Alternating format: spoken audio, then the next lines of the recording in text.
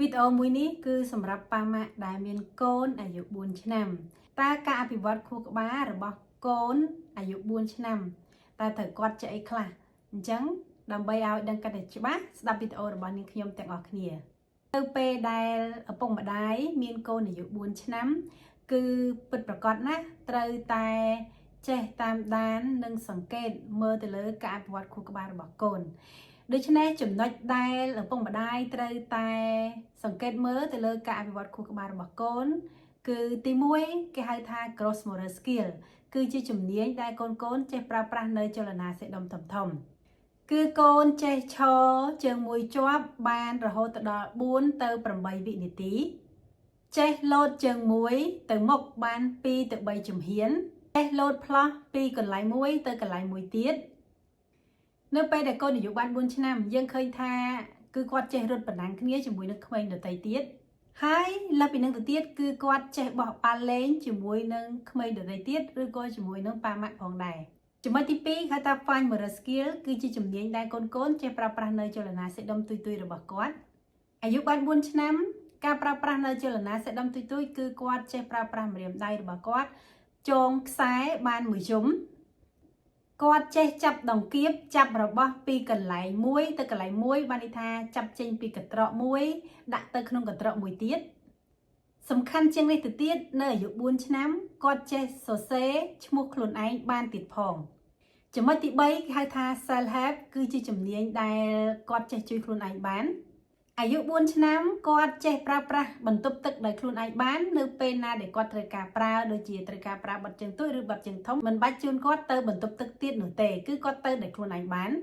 ហើយថែមទាំងចេះជូតសម្អាតបន្ទប់ទឹកនៅពេលដែលគាត់ប្រើប្រាស់ប្រឡាក់លើសពីនេះទៅទៀតគឺគាត់ចេះលុបលាងមុខហើយនិងលាងដៃដោយខ្លួនឯងបានហើយថែមទាំងចេះដុសធ្មេញដោយខ្លួនឯងបានទៀតផងនៅពេលដែលគាត់ស្លៀកពាក់គឺគាត់ចេះដាក់ឡេវអាវដោយខ្លួនឯងបានថែមទៀតហើយសំខាន់គឺគាត់ចេះប្រើប្រាស់សមញ៉ាំផ្លែឈើញ៉ាំនំឬក៏ញ៉ាំបាយបានចំណុចទី4គេហៅថា problem solving គឺជាជំនាញដែលកូនចេះដោះស្រាយបញ្ហាគាត់ស្គាល់ហើយនឹងចំណាំពណ៌ចម្រុះគ្នាបានរហូតដល់ពី5ទៅ6គាត់ចេះរាប់លេខឬក៏រាប់តួអក្សរនៅពេលដែលចង្អុលបង្ហាញទៅគាត់សំខាន់លើសពីនេះទៅទៀតគាត់ចេះអានស្លាកសញ្ញាឬក៏ប៉ាណូនៅតាមហាងឬក៏នៅតាមដងផ្លូវនៅពេលដែលគាត់ឃើញហើយមិនត្រឹមតែប៉ុណ្្នឹងទេគឺគាត់ចេះប្រៀបធៀបឬក៏ប្រើប្រាស់នៅសុភាសិតផងដែរឧទាហរណ៍គឺគាត់ចេះប្រៀបធៀបថាមនុស្សស្រីនិងមនុស្សប្រុសទូចធំវែងខ្លីលាក់និងលាក់ចំណុចទី5គេហៅថា social and emotional គឺតាក់ទងជាមួយនឹងសង្គមហើយនឹងអារម្មណ៍នៅអាយុ4ឆ្នាំគឺគាត់ចាប់ផ្ដើមចេះកុហកចេះភូតផលហើយមិនត្រឹមតែចេះភូតផលថែមទាំងខ្លាចគេភូតឬក៏កុហកខ្លួនឯងថែមទៀតផងហើយគាត់ចេះរាប់អានមិត្តភ័ក្តិនៅពេលដែលគាត់ទៅសាលារៀនតែភាគច្រើននៅពេលដែលកូនចេញពីសាលារៀនឬក៏បងប្អូនប៉ាម៉ាក់យាយតាតែងសួរថាពេលកូនទៅសាលារៀនកូនមានមិត្តភ័ក្តិអត់គឺគាត់មានហើយគាត់នឹងប្រាប់ថាមានហើយគាត់រៀបរាប់ឈ្មោះថាគាត់មានមិត្តភ័ក្តិប្រមាណអ្នកហើយមានឈ្មោះអីខ្លះនៅពេលដែលគាត់មិនសប្បាយចិត្តគឺគាត់តែងតែបង្ហាញពីភាពសោកសៅឬក៏ភាពខឹងសម្បារឬក៏អាក់អន់ចិត្តលើសពីនេះទៅទៀតគាត់ចេះចូលលេងជាក្រុមជាមួយនឹងក្មេងដទៃទៀតឬក៏ជាមួយទៅនឹងអ្នកដែលគាត់ស្គាល់ចំណុចទី6គេហៅថា receptive languages គឺជាជំនាញដែលកូនយល់អំពីភាសានិយាយនៅពេលដែលកូនអាយុ4ឆ្នាំតាក់ទងជាមួយនឹងការយល់អំពីភាសានិយាយគឺគាត់តែងតែចេះចង្អុលបង្ហាញប្រាប់ពីវត្ថុដែលមានសភាពដូចគ្នាឬក៏សភាពខុសគ្នាគាត់ចេះដាក់ឈ្មោះឬក៏គាត់ចេះហៅឈ្មោះវត្ថុមួយដែលកំពុងតែធ្វើសកម្មភាពឧទាហរណ៍គាត់ឃើញឆ្កែហែលទឹកគាត់ថាឆ្កែវាកំពុងតែហែលទឹកសំខាន់ជាងនេះទៅទៀតនៅអាយុ4ឆ្នាំគឺគាត់យល់អំពី adjective យល់អំពីគុណនាមហើយដូចជាពាក្យវែងពាក្យខ្លី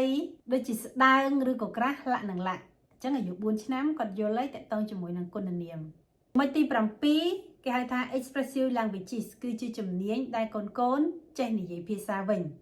អាយុ4ឆ្នាំគាត់ចេះនិយាយបានរហូតដល់ពី300ទៅ1000ពាក្យគាត់ចេះអានរឿងនិទានខ្លីៗមិនត្រឹមតែប៉ុណ្្នឹងទេនៅពេលដែលគាត់និយាយគ្នាឬក៏គាត់កំពុងតែស្ដាប់គេនិយាយគឺគាត់អាចកាត់យល់បាន 100% ហើយចេះនិយាយប្រើពាក្យពីពេលវេលាដូចជាថ្ងៃនេះថ្ងៃស្អែកថ្ងៃខាន់ស្អែកឆាប់ឬក៏អាចរាប់ថ្ងៃច័ន្ទអង្គារពុធពហុរហូតដល់សុក្របានថែមទៀតផងដូច្នេះសរុបសេចក្តីមកវិញនៅពេលដែលកូនអាយុបាន4ឆ្នាំចំណុចតែប៉ាម៉ាក់ត្រូវសង្កេតមើលទៅលើការអភិវឌ្ឍខួរក្បាលរបស់កូនគឺទី1ហៅថា gross motor skill គឺជំនាញដែលកូនចេះប្រើប្រាស់នៅចលនាសាច់ដុំធំៗរបស់គាត់ចំណុចទី2ហៅថា fine motor skill គឺជាជំនាញដែលគាត់ចេះប្រើប្រាស់នៅចលនាសាច់ដុំទូចៗរបស់គាត់ជាពិសេសតាក់ទងជាមួយនឹងចលនាប្រើប្រាស់ទៅលើម្រាមដៃហើយទី3ហៅថា self help គឺជាជំនាញដែលកូនចេះជួយខ្លួនឯងទី4គឺ problem solving គឺជាជំនាញដែលកូនចេះដោះស្រាយបញ្ហាដោយខ្លួនឯងទី5គេហៅថា social and emotional គឺជាជំនាញតាក់ទងជាមួយសង្គមហើយនិងអារម្មណ៍ទី6គឺ receptive languages គឺជាជំនាញដែលកូនយល់អំពីភាសានិយាយទី7 expressive languages គឺជាជំនាញដែលកូនចេះនិយាយភាសាប្រសិនបើកូនរបស់ពុកម៉ែបងប្អូនអាយុបាន4ឆ្នាំហើយគាត់អត់ទាន់មានការអភិវឌ្ឍខួរក្បាលរបស់គាត់បានល្អដោយដែលនាងខ្ញុំបានរៀបរាប់នៅចំណុចខាងលើ